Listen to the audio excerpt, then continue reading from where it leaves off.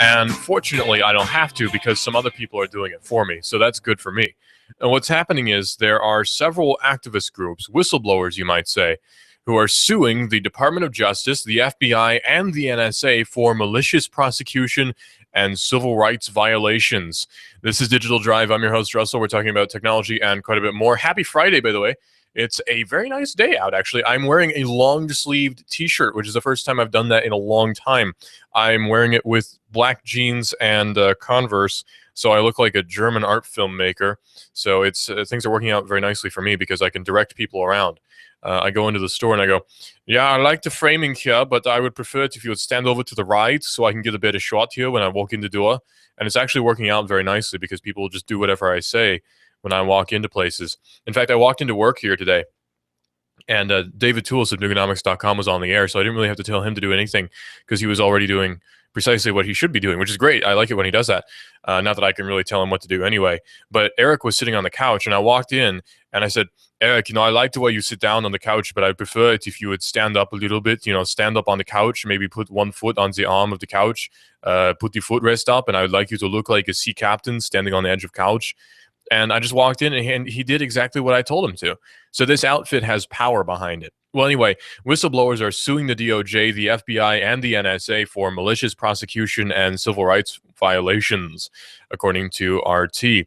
5 whistleblowers are now suing the Justice Department, the National Security Agency, the FBI, and their former directors for violating their constitutional and civil rights after they complained about government waste and fraud through proper channels. So they did the legal thing. These whistleblowers did precisely the legal thing and haven't really done anything wrong legally, and nothing was done about it. So go figure.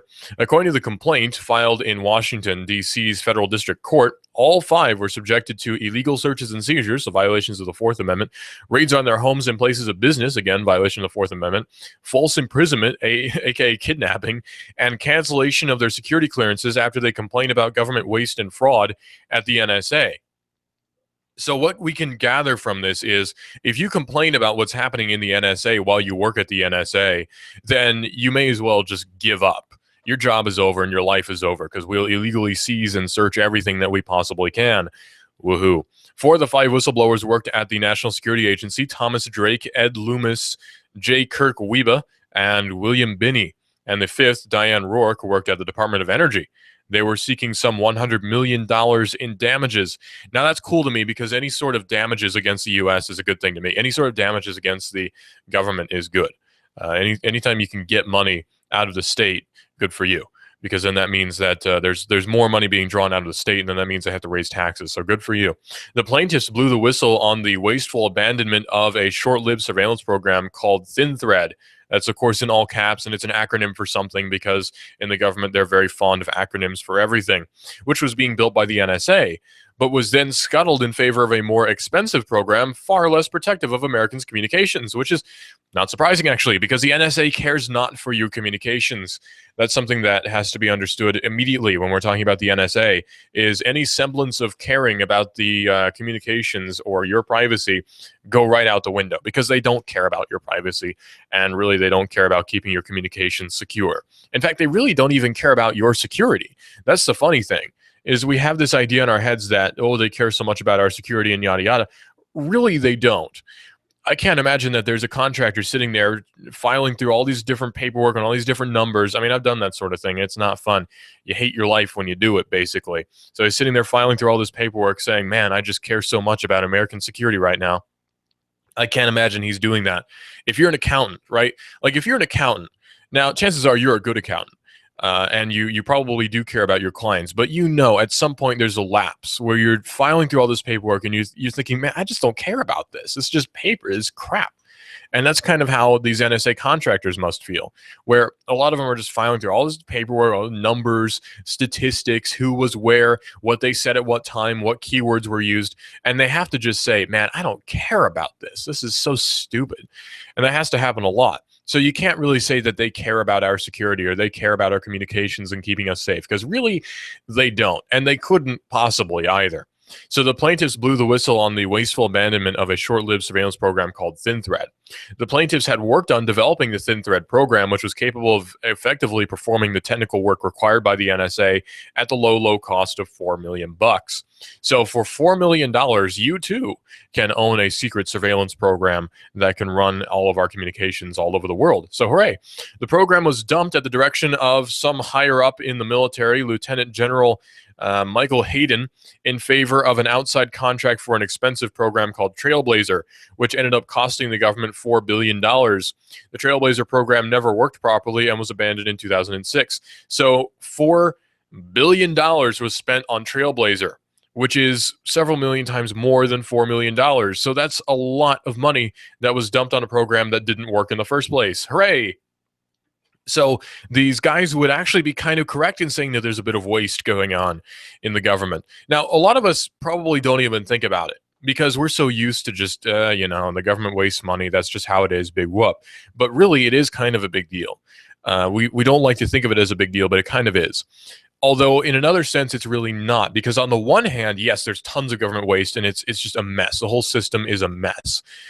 But on the other hand, it's not like it matters that much because it's funny money anyway. It's not like it's real cash. It's just papers. It's just green rectangles. It doesn't really mean anything. In fact, half the time, it's not even that.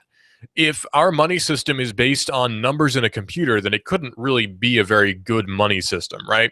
So basically what's happening is money was transferred, money, that's air quotes, and money. Numbers were transferred, some integers were transferred from computer A to computer B. And then at one point, more integers were converted from computer A to computer B. Welcome to the money system. That's basically how it is. Numbers are transferred from one point to another, and it really doesn't mean much of anything for the regular Joe. This has no impact whatsoever when it comes to us locally, except it kind of does when we're talking about our privacy. Because now when we get into the realm of the NSA, this affects everybody, especially here in Chattanooga, where we're a very tech-centered community here. Yeah, we're very agrarian in a lot of ways, but the younger people here in our area are very, very tech-centered. I mean, look at, we have Lamppost Group, very tech-positive, I guess, community over there. Downtown is very tech-savvy. But you have EPB, some of the fastest internet in the world, or the nation anyway, here in Chattanooga. So we have a lot of tech that's centered in our area. This is a honeypot for the NSA. The DOJ is all over this stuff that we have going on here. So you have to know that there's a lot of activity, federal activity going on in our area. So this could actually affect us possibly more than it affects other people around the country. So we here in Chattanooga have a unique advantage and a disadvantage because with being very tech-centric, we also are very tech-targeted, if that makes any sense. We're very much targeted by the feds. And we have a unique advantage as well that here in our area, we're very adverse to big government. We don't like the idea of big government. At least most of us don't. We have a interesting community of anarchists here in Chattanooga. I'm part of that, I guess, where I don't like government, period. I don't like the state. I wish there was none, or were none. I wish there was not a state. And lots of people think that way too here in our area. So we have that unique advantage, fortunately. So we have different lobbying groups that'll keep federal invasion from our doorstep. But it can't last forever. Because, yeah, you have people like me and you have people like my friends who are going to be going against the feds, but that's not everybody, because that's not the convenient thing to do. And sometimes I wish I didn't think the way I do, because it's really inconvenient. Because I wish I could just sit back and say, man, I just want to collect benefits. I want to live on the dole, and that's all I want to do. I don't even have to work, really. And I wish I could do that, but I can't, because, yeah, it's the easy way out, but it's also, I would feel terrible doing it. So I can't do that. Sometimes I wish I didn't think the way that I do. Sometimes I wish I liked a big government and a big state, but I don't. So I'm stuck in this position where it's very inconvenient to live the way that I live. Well, anyway, these plaintiffs at the NSA filed a complaint, and DOJ and Department of Energy filed a complaint with the Department of Defense, arguing that using an outside contractor, the agency was committing fraud and wastefully misusing taxpayer dollars. The Department of Defense Inspector General issued a scathing report on the abuse. In response, the complaint argues, the NSA concocted a story claiming that the whistleblowers were responsible for leaking information on the NSA surveillance of Americans to the New York Times. As a result, the Department of Justice conducted a series of raids that disrupted the plaintiffs' lives and livelihoods. The plaintiffs argued that the raids were retaliatory, as the government had already determined that they had nothing at all to do with the disclosures to the New York Times. The real leaker was a former lawyer who worked at the DOJ with the secretive Foreign Intelligence Surveillance Court, which can never be trusted, by the way. FISC and FISA should never be trusted. It's one of those agencies that's headed by Dianne Feinstein, and nobody should trust Dianne Feinstein. That should be said right out. Especially down here, because we're very pro-gun in our area. Here in Chattanooga, we're very, very pro-gun. There's guns everywhere. Even the more liberal among us are very pro-gun. And that works in our favor. At least I would argue that.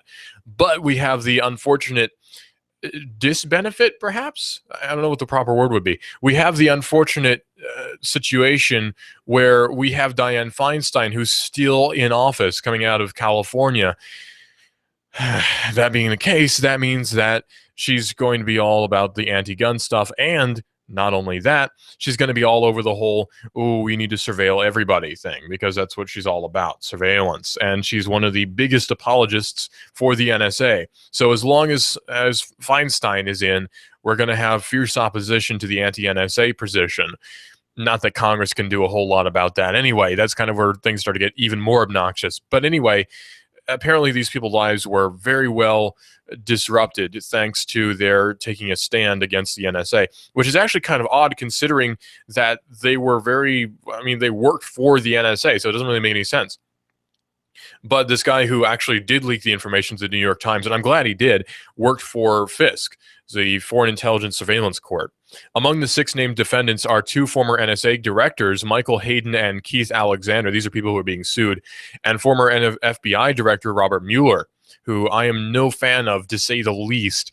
The complaint alleges that the FBI, NSA, and DOJ's actions violated the plaintiff's protections under the 1998 Whistleblower Protection Act and violated their First, Fourth, and Fifth Amendment rights. The whistleblowers are seeking punitive damages in excess of $100 million in compensation for the loss of wages and employment that they incurred as a result of the defendants' alleged callous and reckless indifference. While the raids and harassment took place in 2006 and 2007, the suit is only being brought now because the plaintiffs were only able to access all the details concerning their case in 2013 after court documents were unsealed. So a lot of crap has been going on with this NSA bill, or not bill, I should say, with this NSA whistleblower stuff. And things are not looking very good for these plaintiffs, unfortunately. That's kind of the problem that we have here, where the FBI is not going to be enforcing any sort of real meaningful accountability. Like, you really think the FBI is gonna arrest Mueller? Like, right. You think the FBI is really going to go in and arrest Keith Alexander or Michael Hayden? That seems kind of unlikely. So unfortunately, we're probably not going to be seeing any sort of meaningful enforcement or meaningful accountability. That's just the way things are. So that being the case, we're stuck now with Dianne Feinstein still being in office. We're stuck with people like John McCain still being in office, even though he really shouldn't be. He doesn't really represent much of anyone except for your crazy uncle who wants to blow up everyone who doesn't live in the U.S. So we have that to go for us, I guess. Woohoo. So unfortunately, we're stuck with these aged and old politicians who are really irrelevant and don't understand how the world works nowadays, and yet they're trying desperately to stay relevant. Now, McCain might actually get out of office soon, by the way. He's a representative from Arizona, or senator from Arizona. He might actually get out of office soon-ish. He's also possibly maybe running for president. I hope not, but he might. I mean, even if he does, it doesn't really matter. He'll spend a ton of campaign money on running for president, and he'll lose, I hope. So there's that. Honestly, as it is right now, it seems like Trump is the big winner for the Republican Party, and that's not good news. But then again, anyone winning is not good news at this point. Really, it should be a draw. And it should just be a draw, and nobody should be president. Somebody should decide that there is no president now. That would be the most positive decision that could come out of this whole thing. But unfortunately for us, that's probably not going to happen, because we're stuck with people who think that we actually need a president. And I don't really know why people think that we need leadership somehow, and that doesn't really make any sense to me. I keep hearing people who say, oh, we need strong leadership, we need strong leadership. Why? Why do we need strong leadership? Anytime we've had strong leadership, things have kind of gone to pot, or Pol Pot in that case, with strong leadership. We really don't want strong leadership. I don't know why people keep pushing that. We're like, need that strong leadership, need that strong leadership. Why? Strong leaders have gotten us nowhere. Strong leaders have gotten us in ruts, in ditches, in very bad scenarios. So I don't want a strong leader. I really, really don't want a strong leader, actually. I want a very weak leader. In fact, I don't want any leader. I want no rule, because that would be the ultimate scenario for me. I want no rule. No rulers anyway. Rule possibly, but rulers, no. Because who decides who should rule over me? I didn't decide. I didn't vote for anybody to rule over me. So how then can I consent to this system? Other people decided who should rule over me? That doesn't sound quite fair. So why are we putting up with this? You know, some guy somewhere across the pond, or at least across several lakes and rivers and the Mississippi, decided that the current president should be the ruler over me. Who decided that? You know, I didn't consent to that. I wasn't even old enough to vote at that time. So how can I then be considered to be a subject of this guy who I didn't even vote for? It doesn't make any sense. The democratic system is very oppressive, actually, when it comes right down to it. But anyway, technology was used to find a suspect's car in the WDBJ shooting, and now it's apparently going to be used in Tennessee as well, and in fact is being used in Tennessee right now, with 6 patrol cars from the Tennessee Highway Patrol having license plate readers. There's 60 of those total in Tennessee. So Lieutenant Harmon, who works for the Tennessee Highway Patrol, gave a very sort of disjointed statement saying, I'm not kidding, Lieutenant John Harmon with the Tennessee Highway Patrol really said this. It's its own mind. It reads constantly, every car that comes by is being read. Now, I don't know if that's a printing error or if he really was speaking very strangely. But anyway, what was happening was, in the shooting that happened at hold on, let me get this right. WDBJ, sorry, I have problems with reading stuff like that. WDBJ up in Virginia. Of course, there was that shooting that killed the reporter and the cameraman and wounded a Chamber of Commerce woman. So, of course, it's a tragic accident, or incident, I should say.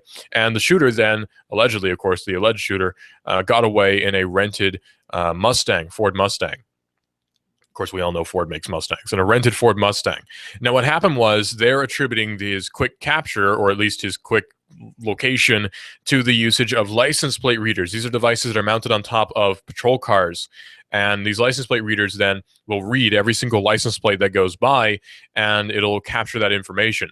And the Tennessee, or not Tennessee, but the Virginia Highway Patrol is saying that the reason Vester Flanagan was found so quickly, he's a shooter in this case, allegedly anyway, he's a shooter in this alleged case, was found so quickly was because of the use of license plate reader technology. Now, that's questionable, because really he was driving erratically, and he had apparently fired a gun at himself, so that would make him pretty easy to spot. So I don't know if license plate reader technology is actually what led to his being found, but that's up for debate. Anyway, they're now using this as an excuse to say license plate reader technology is the best thing ever and everyone should have it. Lieutenant Harmon, who works for the Tennessee Highway Patrol, says that this shows how quickly these readers can help catch someone who's on the run. He says that the technology is only as good as the data. Someone had to immediately put that data into the system for that data to be in that trooper's car, he said. Well, that statement, again, is very disjointed, not very good. I think Lieutenant Harmon should go take AP classes or something, but maybe it's just written poorly. Anyway, Lieutenant Harmon said this very odd sort of statement. I don't know what he's trying to get across, but basically what he's saying is these license plate readers led to the capture of Vester Flanagan, and thus license plate readers are good somehow. The problem, though, is that means that license plate readers, and this is how they work, ALPRs, automatic license plate readers, will automatically read your license plate every single time you drive past one. So your location is essentially being logged every single time you drive by a cop car now, or one that's outfitted with one of these devices. So far, there are 6 in the Chattanooga area. That means there are 6, we'll call them ping points. There are 6 ping points in Chattanooga that can determine your location as soon as you drive by one. Now, that doesn't sound very, well, safe, for one, because an open records request can get this information easily. So that means that if I knew your license plate number, I could find out where you visit from 6 different locations constantly within the city. So that seems kind of bad already. There are a lot of reasons that this is an invasion of your privacy. Obviously, it violates the 4th Amendment, unreasonable searches and seizures. It incriminates you in a way that's not exactly positive because you're not under an open investigation. There are lots of reasons automatic license plate readers are bad, and they're in fact replacing good old-fashioned police work, which is unfortunately being constantly replaced with bad technology most of the time. This is Digital Drive. We're talking about technology and quite a bit more. And we're talking about ALPRs, which are definitely not positive here on Hot News Talk Radio, AM 1240 and AM 1240. We're also on Hot News Talk Radio here on hotnewstalkradio.com. So you can get us on hotnewstalkradio.com. You can get the TuneIn Radio app. That's what I was trying to get to, the TuneIn Radio app for your smartphone. You can listen to us anywhere in the world with the TuneIn Radio app, and you can get us right here, Hot News Talk Radio, AM 1240. Don't forget to check us out on Twitter as well, Hot News Talk Radio on Twitter. This is a mob mode. This is the mob mode. What kind of fool do you think I am? You think I know nothing about my... You give us 12 minutes and 40 seconds, we'll give you Chattanooga and the world. News Talk 1240. Sky Aerial Services uses advanced drone technology to give you a better perspective and depth of your property and project. We offer aerial photography and video for your business, farm, home, or advertising campaigns, as well as editing services to complete the experience. Call us at 423-521-0284 and see how we can help you tell your story about your business, property, or project. We work with real estate professionals, both commercial and residential, developers, engineer inspectors, surveyors, ad agencies, auto and boat dealers, mapping services, insurance inspectors, corporate marketing, charity events, weddings, and photographers. Our consultation is free. Call 423-521-0284. That's 423-521-0284, or visit our website, skyaerialservices.com. Sky Aerial Services. The sky is our limit. We've got a table here at Delia's in Saudi Daisy, ready to delight in a plate of authentic Mexican food. Delia's spreads a rich selection: loaded nachos, crazy chicken, homemade tamales, maybe the enchiladas with beef, chicken, pork, quesadillas. Every dish beautifully pictured on the menu to help us decide. Join us for lunch or dinner. We're at Delia's in Saudi Daisy on Dayton Pike near the Thrasher Light. Here's dinner. Delia's uses the freshest ingredients, cooked to perfection. Nachos, homemade. Delia's open every day except the Lord's Day. For lunch and dinner, treat yourself to Delia's genuine Mexican food. In Saudi, call 521-7145. That's 521-7145. This is America Now with Meghan McCain. Al Gore running is crazy. You're flying around in your private jet all over the world, and you want average Americans to care about the environment. Don't you think you should be doing your part as well?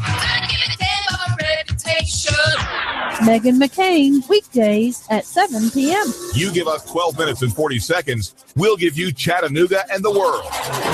News Talk 1240. Hi, I'm David Tulis, inviting you to make the move with me 9 to 11 a.m. weekdays here at AM 1240 Hot News Talk Radio. The David Tulis Show, featuring Nooganomics.com for Chattanooga and beyond. 9 to 11 a.m. weekdays. Hot News Talk 1240.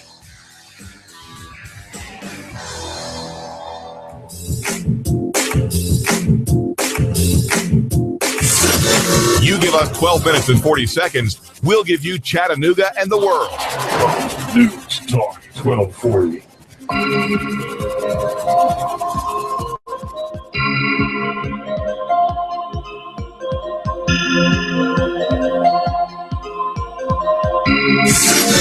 You give us 12 minutes and 40 seconds, we'll give you Chattanooga and the world. News Talk 1240. Fox News Radio, I'm Pat O'Neill. Residents of South Florida are preparing for the expected arrival of Tropical Storm Erica. We are not bringing Erica to hurricane strength. We are keeping it as a tropical storm during the next 4 to 5 days. So there's that uncertainty with the intensity over the next 72 to 120 hours. The National Hurricane Center's Dennis Feltgen, a Virginia medical examiner, says the two TV journalists killed this week were both shot in the head. And we're finding out more of what was found in gunman Buster Flanagan's car. A Glock pistol, including 6 magazines. Police also found an assortment of handwritten and typed letters and notes, 17 stamped letters. He also had to-do lists, the subject matter of all of this not spelled out. Will Thomas of Fox affiliate WTTG in Washington. On Wall Street, stocks are near the break-even level after a sharp 2-day surge. Fox News, we report, you decide. You give us 12 minutes and 40 seconds, we'll give you Chattanooga and the world. News Talk 1240. The license plate reader system that we have now is sort of a beta test for a broader implementation that's basically sure to follow. This is Digital Drive. I'm your host, Russell. We're talking about technology and quite a bit more. Happy Friday, by the way. It's a great day out, actually. I'm wearing a long-sleeve t-shirt, and I've been very comfortable in it. It's not bad out, actually. It's one of those days where it's just sort of perfect out, where you just sort of want to be outside all day. I'm thinking about grabbing this wireless mic and just hanging out outside and watching the monitor from the window so I can just do my whole show outside. But I don't know. Maybe I'll do that. Maybe I won't. We'll find out. Anyway, this is Digital Drive here on Hot News Talk Radio, AM 1240. We are everywhere. Listen live to Hot News Talk Radio at hotnewstalkradio.com. You can download the TuneIn Radio app and then search for Hot News Talk Radio. Hot News Talk Radio is also on Twitter, where you report the world of science. It's AM 1240. Hot News Talk Radio. You can send your questions, comments, whatever the heck you want to do to the Twitter on Hot News Talk Radio on Twitter. You can also call in 423-800-8949. That's 423-800-8949 is a call-in number here at Hot News Talk Radio if you want to call into one of the shows here at Hot News Talk Radio and hotnewstalkradio.com. So what we have now is a system in place where it's reading license plates automatically. Now, we have 6 of those in Chattanooga right now. That's according to a write-up that Channel 9 did, actually. And they did an interview with Lieutenant Harmon, who gave a very disjointed statement that didn't really make any sense. I don't know if that's a writing error or if he didn't take English classes. I don't know. But either way, his way of delivering his statements was not very well done. He changed tenses several times, too, and it's just hard to read. Maybe they were using a text-to-speech thing. Anyway, or speech-to-text thing, I should say. Anyway, now we have 6 license plate readers, or ALPRs, automatic license plate readers, here in the Chattanooga area. There's 6 of them presently. Now, what these devices do is they ping your license plate, and it reads it it's automatic, so the officer does not have to do anything. The patrolman does not have to do anything at all to ping your license plate. It does it automatically. So every time you drive by one of these particular devices, it pings your license plate, and it notes the location, GPS coordinates.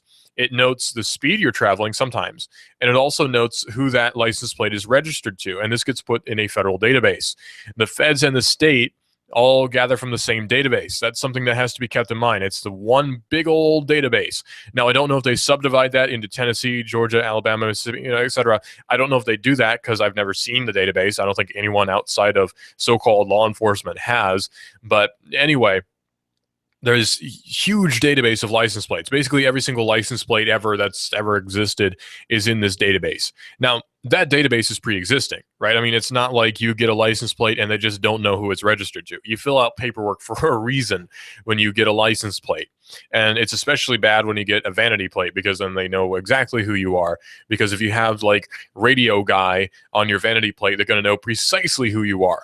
Now, my favorite hack for that is to get 8B, 8B, BB, 88B, which is a great license plate because it's really hard for the ALPR to differentiate between the numeral 8 and the letter B, and it's really hard for the cop to write down B8, B8, BB8, all these different, combinations of B and 8. So it's really, really funny, and it's really hard for the cops. Anything that makes their job harder makes me happy.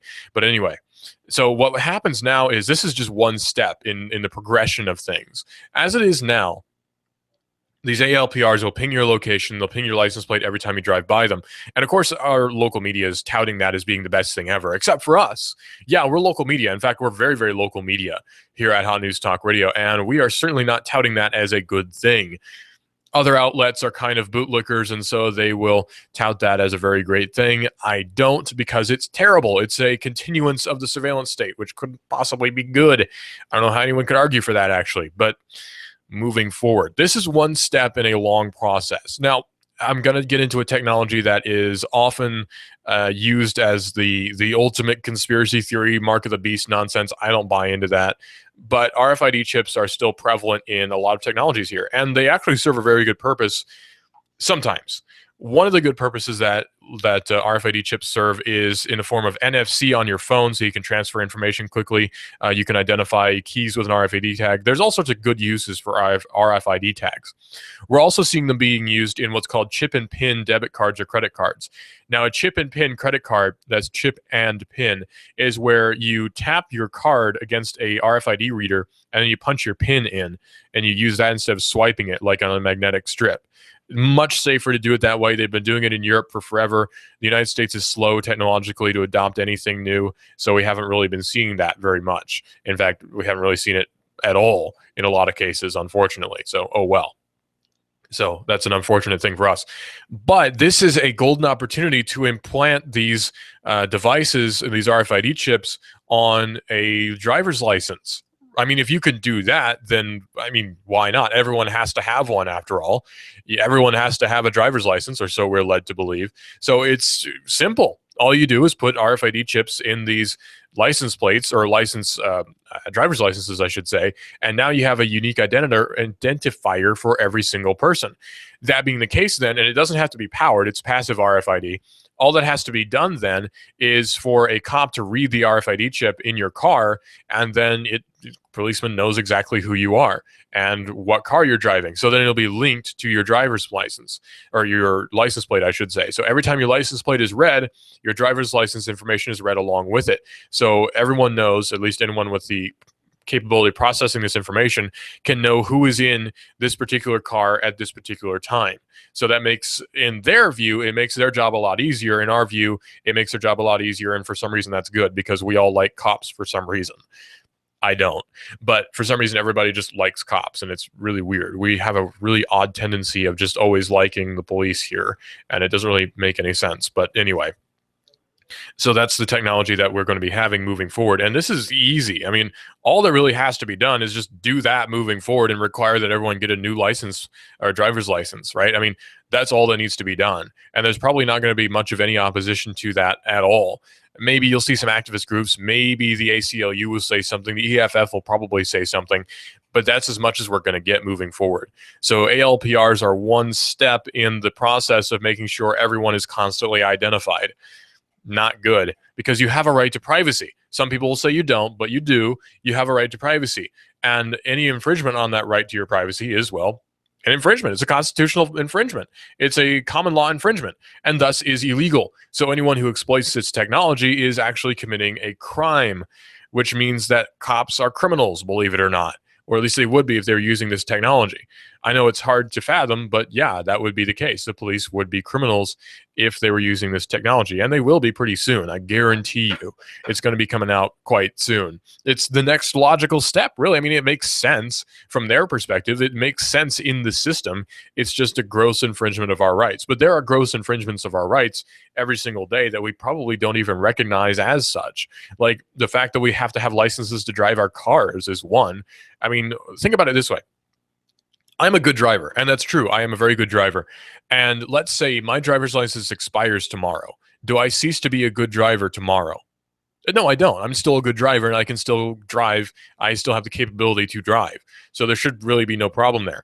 But if I should happen to get pulled over and I have an expired license, I can get fined tons of money for having that expired license. So really, the argument is not for my capability as a driver. The argument is instead for my capability as a person to pay for licenses. That's really all it's about, is me being able to pay for licenses. It's not anything to do with my ability as a driver. The state doesn't care about that. No, it's about my ability to follow the rules and constantly buy new licenses and new license plates after they expire. You have to buy a new ticket or a new sticker every single time your license plate expires. Why? To make more money. Think about it. It's all about money. It's all about market control. I have to buy a new little sticker that doesn't really mean anything to me every single time the other little sticker expires. It's just one more reason to spend money. And it's really, really kind of annoying at that point. It's just stupid. It's petty. And that's the state. Welcome to the state. It's stupid and it's petty and it's after your wallet. Hooray. The CEO of Ashley Madison's parent company has left for unexplained reasons, although it's pretty easy to explain the reasons. Less than a week after gigabytes worth of his private emails were published online by hackers who rooted the company's network. Avid Life Media CEO Noel Biederman, his decision to step down was in mutual agreement with remaining company executives. Vice President Andrew S. Ritchie said in a brief statement. The departure comes as some of the leaked emails raised ethical questions about the company's business practices and about Biederman's personal conduct. Ashley Madison's tagline was, "Life is short, have an affair." Oh boy, that doesn't sound great, actually. This change is in the best interest of the company and allows us to continue to provide support to our members and dedicated employees, Ritchie wrote. We are steadfast in our commitment to our customer base. Except the problem is, Avid Life Media has been shown to not delete personal information even when you pay money to have that personal information deleted. So that leads to quite a few problems already. That doesn't really show commitment to the customer. Trouble began for Biederman last month when Ashley Madison employees turned on their computers and were greeted with a message accompanied by the AC/DC song Thunderstruck, informing them that the company's entire network had been compromised. The hackers demanded Avid Life Media immediately and permanently suspend the Ashley Madison website, which helps married people find clandestine affairs, or face the release of all user and executive data. A month later, after Avid Life Media declined to go along with the demands, the hackers made good on the threat. Since then, the hack has been proved to be a public relations disaster for the dating website, so-called, for cheaters. Promises of discretion, the breach has raised serious questions about the company's security hygiene practices. What's more, social media posts have reported what appear to be several damaging revelations found in the dump, including emails suggesting that Avid Life Media employees tried to lure men by creating huge numbers of fake profiles to inflate the number of accounts registered to female users.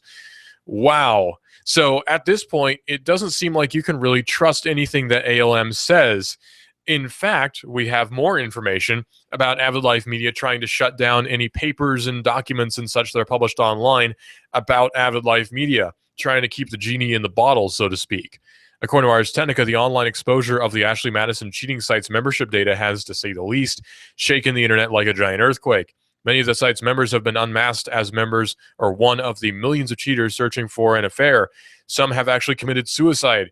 Extortionists have taken advantage of those fearing being named, and now it appears that the site's Canadian owner, Avid Life Media, is misusing the Digital Millennium Copyright Act here in the States in a bid to make people unpublish the data that lists millions of Ashley Madison members' email addresses and other information. The problem with this scenario is that such data is not subject to copyright, and according to the Electronic Frontier Foundation anyway. Now, the thing is, I have one of the dumps. I mean, I do. It's easy to troll through. There's all this information going on there, and it's easy to look through. So why then can they say that I can't look at that? It's like I own it. And, well, I don't own it, but I am in possession of it. It's been made a copy of. And there's a copy that's been made of this information, and it's all over the internet now. You can't put that away. That's just how the internet works. As soon as information leaks, it's leaked. It's all over the place. There's no getting rid of it at that point. So a lot of the time you'll see people saying, oh, you shouldn't look at this or you shouldn't do this or that on the internet. Well, it's too late. It's all over the place. It's out there. That's just how it is. People will say all the time, oh, you shouldn't look through that information because people's personal info is in there.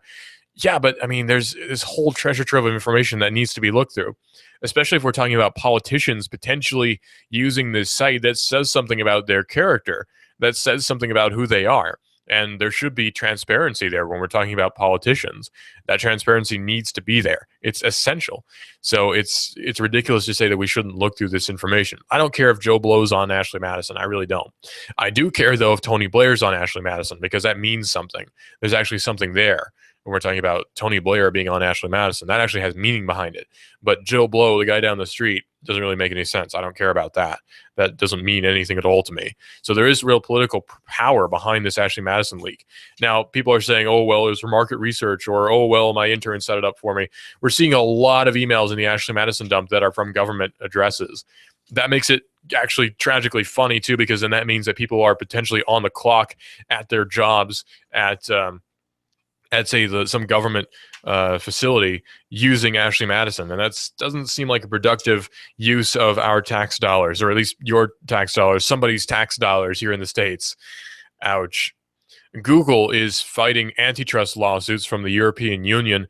Google's responded to the European Union regulators' claims that its search results violate antitrust law, saying that its search results are focused on improving quality and are not anti-competitive. Google increases choice for European consumers and offers valuable opportunities for businesses of all sizes, wrote company general counsel Kent Walker in a Google blog post. Economic data spanning more than a decade, an array of documents and statements from all complainants all confirm that the product search is robustly competitive. The blog post accompanies Google's formal legal response that was filed today. European Union antitrust regulators formally charged Google with anti-competitive conduct in April. Now, the problem with this, though, is that you can't expect Google to not put Google stuff on Google, right? That doesn't really make any sense. And it also doesn't help that Yahoo search is kind of awful, and so is Bing a lot of the time. Google is just the best option when it comes right down to searches. Google is just the best option. It's what everyone uses. Everyone uses google.com to check and see if the internet is still up. It's just what people do. So trying to stop that doesn't really make any sense at all. I mean, it does if you're socialist, which the European Union tends to lean. So that makes sense there, but it doesn't if you actually understand free markets and how marketing works, which I guess these guys in the European Union don't, especially since they're publishing this or pushing this right to be forgotten stuff, which also doesn't really make any sense from a free market perspective, but it makes total sense from a socialist perspective. The right to be forgotten that the European Union is trying to push, or the European Commission, I should say, is trying to push, is the idea that if you're online and there's outdated or potentially slanderous information that's been posted about you online, then websites must take that down. That's the idea. So then this includes politicians, it includes everybody. Now, this is at the discretion of the individual websites, not the search engines. The search engines really don't have any power over what's on the search engines in a lot of cases, because it's just spiders that trawl the internet and take information. That's it. There's not any one individual who looks through every single link that's on Google. You realize how much trouble that would be for one person or even a group of 1 million people to look through every single link that's on Google to make sure that it's not slanderous or libelous or outdated or whatever to do fact checking. It doesn't work that way. That's an unrealistic expectation of Google. We see a lot of unrealistic expectations coming out of the European Union, though, unfortunately. And it's a harmful thing for the people who live in the European Union. And it's harmful for those of us who have, say, American companies here in the States who have to deal with the nonsense coming out of the European Union. The problem is, too, is an assumption of jurisdiction that really doesn't exist. Nobody has jurisdiction. No country has jurisdiction over the internet. You can't. The internet is a multinational, international thing that does not have any sort of border. The internet is actually really making the whole idea of borders totally irrelevant, really. If I can constantly talk to somebody who's in Canada and have complete conversation with somebody who's in Canada constantly all day, every day, then really the border doesn't really make any sense to me. The border makes no difference to me whatsoever. In fact, national borders are quickly becoming an irrelevant, outdated idea, and fortunately people in my generation are seeing that, whereas people in the older generation are trying to establish some sort of weird nationalistic view where borders actually mean something, which really they don't. They're just an arbitrary line in the sand that some bureaucrat drew 100 years ago or 1,000 years ago in some cases. It's silly to care about borders at all. But unfortunately, we have a bunch of older generation people who care about them for some reason. Oh well. But the internet does not have any sort of border. There's no jurisdiction over the internet. The FCC can't claim jurisdiction over the internet. The European Commission can't claim jurisdiction over the internet. And certainly the Russian authorities, the FSB, can't claim jurisdiction over the internet. No one entity can claim any sort of jurisdiction over the internet because it simply does not exist. That's the sheer fact of it. There is no jurisdiction over the internet. No entity can claim that. Simple as that.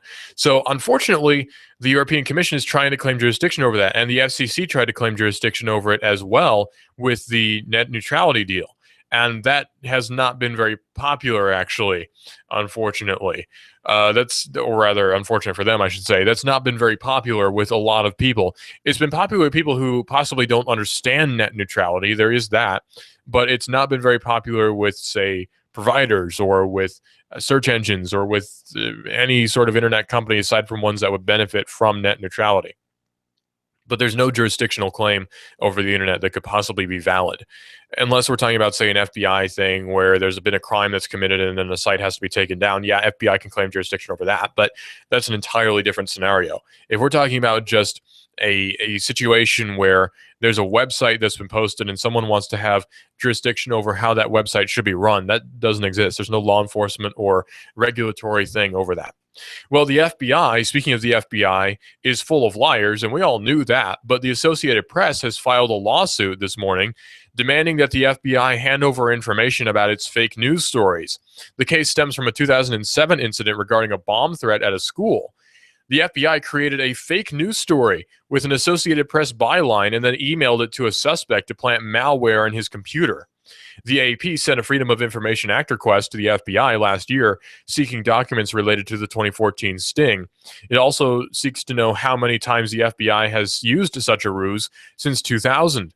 The FBI responded to the AP saying that it could take 2 years or more to gather the information that was requested. Unsatisfied with the response, the Associated Press has taken the matter to court.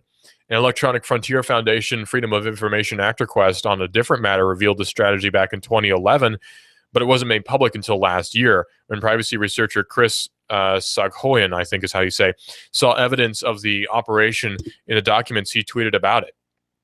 That spurred then both the AP and the Seattle Times to complain vocally about the FBI's behavior. So the FBI will essentially violate your copyright in order to catch somebody. To catch a predator, they will actually break the law. Doesn't seem very much like justice, actually. It doesn't seem very fair either. The FBI both misappropriated the trusted name of the Associated Press, they say, and created a situation where our credibility could have been undermined on a large scale, AP General Counsel Karen Kaiser wrote in a letter to then AG Eric Holder last year. FBI Director James Comey, my favorite person, defended the action in a New York Times op-ed saying, "We do use deception at times to catch crooks, but we are acting responsibly and legally," he wrote. So him saying that they acted responsibly and legally somehow makes it so. I don't like James Comey. In the op-ed, James Comey admitted that not only did the FBI create a fake news story, one of its agents actually impersonated an AP journalist. So they will sink down to the depths of ethics and lie and deceive people in order to catch somebody who may have done maybe a drug violation or something like that. The 2007 operation began when the FBI was contacted by police in Lacey, Washington, after a series of bomb threats were placed to Timberline High School in May and June of that year. The FBI then emailed fake news stories via a link to the suspect's MySpace account. Again, 2007, Facebook wasn't really a thing. The email was made to look like it came from the Seattle Times. When the suspect then clicked on the link, FBI software revealed his location and IP address to agents working the case. A juvenile suspect was then arrested June the 14th, 2007. Wouldn't there be a better way to go about that, though? Instead of using fake AP stories, you'd think that they could just send an email saying you won $1,000, click here, or something that this person would click on. Like, why impersonate the AP of all agencies? That doesn't make any sense. A month later, the student was sentenced to 90 days juvenile probation in order to pay $8,852 to compensate the school for additional security. So 90 days and $8,852 is what they got out of breaking the law. Congratulations, James Comey. The Associated Press filed today's lawsuit together with the Reporters Committee for Freedom of the Press, which put its own FOIA request last year. You know, the U.S. is looking more and more like the Soviet Union as the days go by. Every time I look at stories coming out of the FBI or the NSA, I'm constantly reminded about stories I hear from people I know who used to live in the Soviet Union. And it's getting kind of scary, actually, how there's all these different, state media, different things that come out where, you have all this different state media stuff where it's not really blatant. It doesn't call itself state media, but you see a lot of government media manipulation. Well, fortunately, here at Hot News Talk Radio, we don't bend to such whims. We're not governed by really anyone. We don't care for your governance here at Hot News Talk Radio. This is AM 1240 Hot News Talk Radio. We are everywhere. We search for us on Hot News Talk Radio on the TuneIn Radio app. You can listen to us on your smartphone. Also check us out on Twitter, Hot News Talk Radio on Twitter. This is Hot News Talk Radio and hotnewstalkradio.com. This is a mob mode. This is the mob mode. What kind of fool do you think I am? You think I know nothing of You give us 12 minutes and 40 seconds, we'll give you Chattanooga and the world. News Talk 1240. On AM 1240, Hot News Talk Radio. Here you are, working to keep your customers happy and to manage your cash flow. IRS problems are the last thing you need, but here they are, flapping about you like vultures. Get help from Eric Pelton and his team of accountants at E.J. Pelton Company. Audits, letters, proposed return changes, 1099s, penalty threats. Pelton Tax Resolution Services brings peace of mind and helps you keep more of what you've earned. EJPelton.com. Offices on Brainerd Road and in Soddy Daisy, just north of the Bilo. That's E.J. Pelton. Call 622-3156. Think ahead. 622-3156. Arnie Guest Goldsmith, Chattanooga's gold standard in quality, selection, and beautifully handcrafted jewelry. Arnie Guest Goldsmith has 7 jewelers on site and ready to assist you in the design of your one-of-a-kind diamond piece. Arnie Guest Goldsmith, Chattanooga's gold standard in quality, selection, and beautifully handcrafted jewelry. Arnie Guest Goldsmith has 7 jewelers on site and ready to assist you in the design of your one-of-a-kind diamond piece to the perfect affordable handcrafted gem. From just $20 silver earrings to your dream elegant work of art to adorn your finger, neck, and wrist, impressing your friends and family, Arnie Guest Goldsmith will ensure that your budget is met. Planning the perfect wedding or a special event? Then let Arnie Guest Goldsmith assist you in choosing or designing the keepsake that will last you a lifetime. All of Arnie Guest Goldsmith repairs and crafting are done in-house,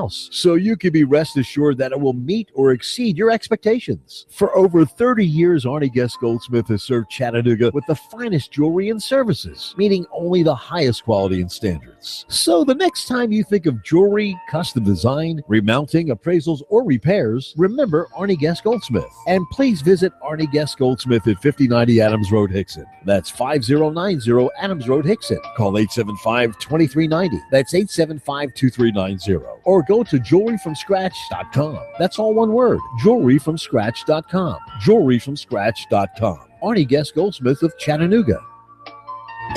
If you have the DTs, the shakes, because your phone is on the fritz, you have nomophobia. You need help. Your telecom doctor is in. Cell Surgeon at Northgate Mall. Cell Surgeon yanks open the ribcage of your phone, pries out the dead heart, and puts in the beating life that you lead on your cell phone. Broken screen, phone not charging, water damage, battery given out? Cell Surgeon at Northgate Mall next to Old Chicago Pizza. Check us out on Facebook. Open Sunday. Cell Surgeon. We bring your phone back to life. Mention Hot News Talk Radio and get 10% off. It's time to show Iran that the American people stand united for Israel and against this nuclear deal. An urgent message from the International Fellowship of Christians and Jews in Jerusalem. A dangerous nuclear agreement reached with Iran threatens the U.S., Israel, and the free world. Here's Rabbi Yechiel Eckstein on the danger. Iran continues to wage war throughout the Middle East and terrorism.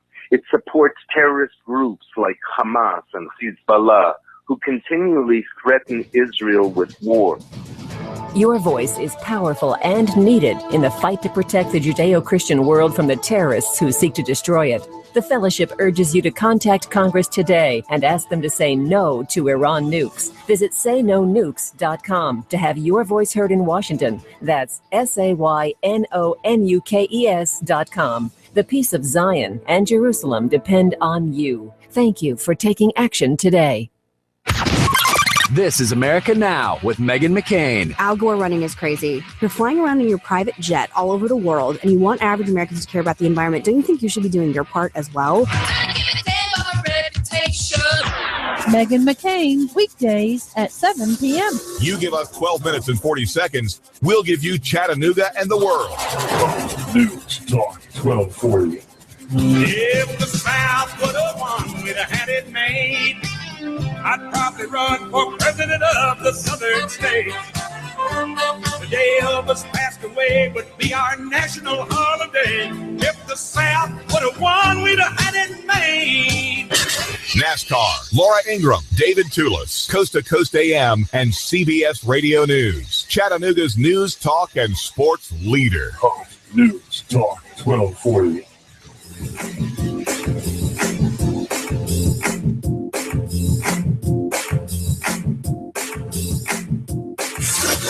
You give us 12 minutes and 40 seconds, we'll give you Chattanooga and the world. News Talk 1240. Hi, I'm Rebecca Costa, host of The Costa Report, every Sunday at 9 a.m. Did you know that 1 out of 10 Americans will be diagnosed with what is considered to be a rare disease, and that it could take up to 3-5-8 years to diagnose that disease? Find out how my next You give us guest, 12 minutes and 40 seconds, we'll give you Chattanooga and the world. WSDT Sunny Daisy, Chattanooga. CBS News, I'm Steve Kathan. The bulk collection of American phone records, a federal appeals court sides with the government in a case brought by opponents of the program, reversing a lower court. This is a win for the White House and the NSA, but don't forget Congress has interjected itself into this dispute and passed legislation designed to limit the scope of this surveillance program. So this isn't the sort of victory for the executive branch it might have been even a year ago. CBS News senior legal analyst Andrew Cohn, the case now returns to lower courts. The new program to be phased in will allow records to be stored by phone companies. The government would need a warrant for access. Another black eye for police in Baltimore, secret surveillance of suspects. CBS's Barry Bagnano. When Baltimore Deputy Public Defender Natalie Finnegar first learned about widespread use of police cell phone surveillance, she was utterly shocked. Now about 2,000 cases are being reviewed, and she expects a large number of convictions may be overturned. The electronic surveillance should have been revealed to us, but instead was hidden, sometimes from judges even. City officials defend the use of so-called stingray trackers on cell phones, especially at a time when Baltimore is dealing with a surge of violence. Barry Bagnetto, CBS News, Washington. North Carolina's Attorney General says there won't be a second trial for a white Charlotte police officer who shot and killed an unarmed black man in 2013. Randall Carrick's manslaughter trial ended with a hung jury last week. Prosecutors indicated a retrial would not result in anything different. Tropical storm Erica is blamed for at least 20 deaths in the Caribbean, and South Florida is bracing for an encounter early next week. South Floridians not taking this storm lightly. At the Walmart Miami Gardens, there was no water in sight. Get prepared. In anything you do, you must be prepared. There's no more water. I mean, I bought this little supply of water, and I was surprised because usually you could buy it for like $6. It was like $28. Residents say they'd rather be safe than sorry and don't want to be caught off guard at the last moment. Will Altoff for CBS News, Miami. Now to New Orleans, 10 years after Hurricane Katrina, former President George W. Bush is there today. Speaking at a charter high school, he said it's time to celebrate the resurgence in the city's schools since the hurricane. According to the new report by the Cowan Institute, percentage of New Orleans students graduating on time has soared since Katrina. Percentage of students who attended schools that score better than the state average almost doubled. And so has the percentage of students meeting basic standards. Noel Biderman, CEO at Ashley Madison, is out. The cheating website, hit by a major hack attack, says the decision was mutual. Former NHL player and coach Al Arbor has died at 82. The New York Islanders have won their fourth straight Stanley Cup. He guided the New York Islanders to 4 Stanley Cups in a row back in the 1980s.